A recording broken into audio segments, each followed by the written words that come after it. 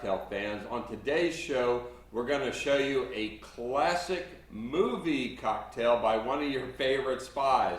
But before we get to that, make sure you hit that subscribe, like, and hit that notify bell so you're the first to know when we upload new shows.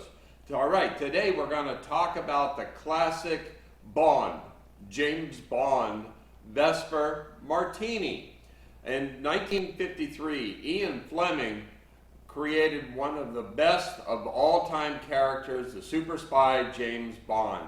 And his classic Vesper Martini has been iconic, but actually it didn't show up until a few books later. And some may suggest the shaken not stirred was actually an ad-lib by Sean Connery in the movie. But let's get to making this powerful He-Man's drink from your favorite super spy. So today we're going to start off with our Boston shaker set. Now remember, it's shaken, not stirred. Now the story behind that is to be shaken means to be startled or something surprises you, whereas stirred means it's more of an emotional context. So that's really where they have put that kind of attachment to that phrase. So in the book Casino Royale, of course, they used Gordon's gin. So we're going to start off with 2 ounces of Gordon's. Throw that in the shaker. 1 ounce of vodka. And I don't recall if they actually named the vodka, but today we're using Tito's. 1 ounce of that.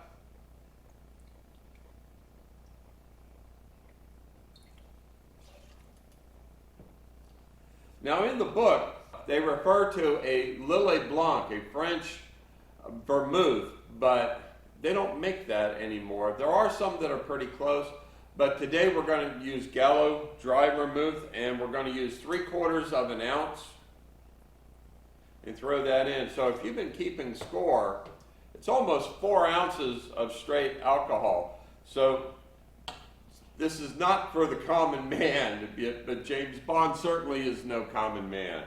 So let's add in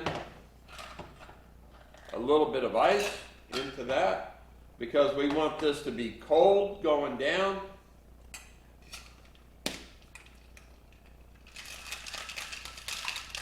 It's suggested, we don't know if he didn't want to taste the alcohol going down or he needed the ice running through his veins for his next mission.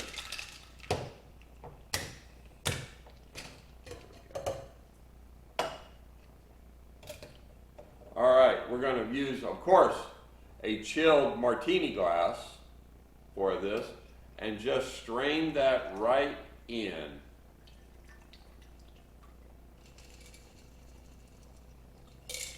But we're not done yet. We need to garnish that with a lemon peel. It's always nice to rim the glass with a little bit of that lemon oil. Give that just a little twist and throw that right in the mix. And here's a little twist that might impress your friends. Since this is a reference to Casino Royale, take a playing card, cut a hole in the middle and a little slit, and you can actually use that to garnish the glass itself. It just makes a wonderful presentation, particularly if you're using like 007 playing cards, which you can get pretty cheap anywhere. Well, that's it for today. My mission here is done. Bourbon Bill with Bourbon Bill's Pirate Bar. We hope you enjoyed this. Give this a try, and you might find that if you're a martini fan, this will be your next favorite. Bourbon Bill with Bourbon Bill's Pirate Bar. Cheers.